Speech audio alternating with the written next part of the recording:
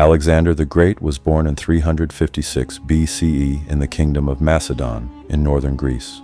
From the moment of his birth, legends surrounded him. His father, King Philip II, was a brilliant military leader who transformed Macedon into a powerful state. His mother, Olympias, believed Alexander was destined for greatness and often told him that his bloodline was divine. These early influences shaped Alexander's belief that he was meant for something far beyond ordinary kingship. As a child, Alexander showed exceptional intelligence and courage. He was educated by Aristotle, one of the greatest philosophers in history. Aristotle taught him philosophy, science, medicine, and literature, especially the works of Homer. Alexander admired the hero Achilles and dreamed of achieving eternal glory like him. This education did not make Alexander soft. It sharpened his mind while his father trained him for war. One famous story from his youth tells of a wild horse named Bucephalus, which no one could tame. Young Alexander noticed the horse was afraid of its own shadow. He calmly turned it toward the sun and mounted it successfully. This moment symbolized Alexander's character, fearless, observant, and confident. Bucephalus would later carry him into many historic battles. At the age of 20, Alexander's life changed forever. His father, King Philip II, was assassinated.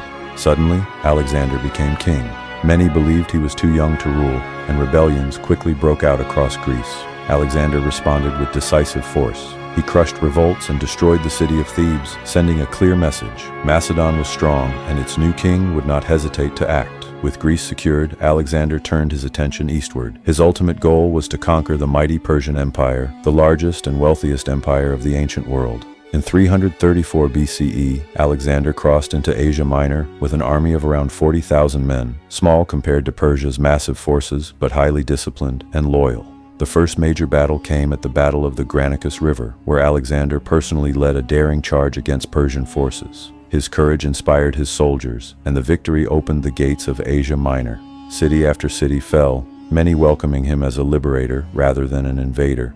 The defining moment of his campaign came in 333 BCE at the Battle of Issus, where Alexander faced the Persian king Darius III himself. Despite being heavily outnumbered, Alexander used brilliant tactics and direct leadership. Darius fled the battlefield, leaving behind his family and treasure. This victory shocked the ancient world and proved that Persia was not invincible. Instead of immediately chasing Darius, Alexander moved south to secure the Mediterranean coast. He laid siege to the heavily fortified city of Tyre, a battle that lasted 7 months. The fall of Tyre demonstrated Alexander's determination and ruthlessness when necessary. He then marched into Egypt, where he was welcomed as a hero and crowned pharaoh. There, he founded the city of Alexandria, which would become one of the greatest centers of learning in history. In Egypt, Alexander visited the oracle of Amun, where he was declared the son of a god. This reinforced his belief in his divine destiny and further strengthened his authority among both Greeks and Egyptians. In 331 BCE, Alexander finally faced Darius again at the Battle of Gaugamela, one of the most decisive battles in history.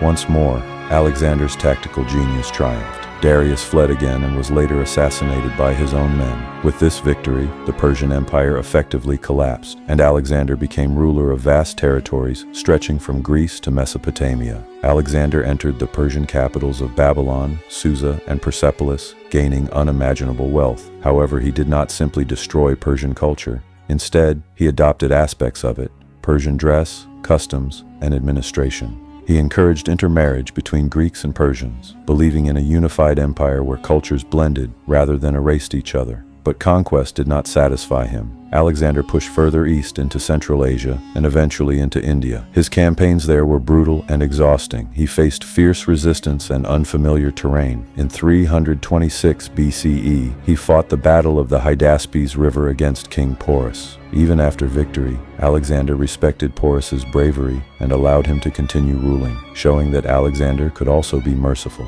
Eventually, his army reached its limit. Weary, homesick, and fearful of endless war, his soldiers refused to march further east. For the first time, Alexander agreed to turn back. The return journey was harsh, especially through the Gedrosian desert, where thousands died from hunger and heat.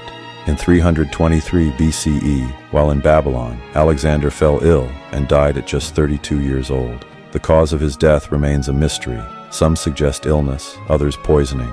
His sudden death left his empire without a clear successor. Almost immediately, his generals fought over control, and the empire fractured into separate kingdoms. Despite its short lifespan, Alexander's empire changed the world forever. His conquests spread Greek culture, language, and ideas across 3 continents, beginning the Hellenistic Age. Cities he founded became centers of trade, learning, and science. Philosophy, art, medicine, and astronomy flourished in the world he shaped. Alexander the Great was more than a conqueror. He was a visionary leader, a fearless warrior, and a complex human being driven by ambition and belief in destiny. His life reminds us of both the power and the cost of greatness, the glory of achievement, and the fragility of human life. Today, over 2,000 years later, Alexander's name still echoes through history. Few individuals have changed the course of the world so dramatically in such a short time. His legacy continues to inspire leaders, scholars, and dreamers across generations. If you enjoyed this deep dive into the life of Alexander the Great, don't forget to like, share, and subscribe for more powerful stories from ancient history. Now tell us, do you see Alexander as a heroic visionary or an ambitious conqueror who pushed too far? What do you think truly drove him to conquer the world?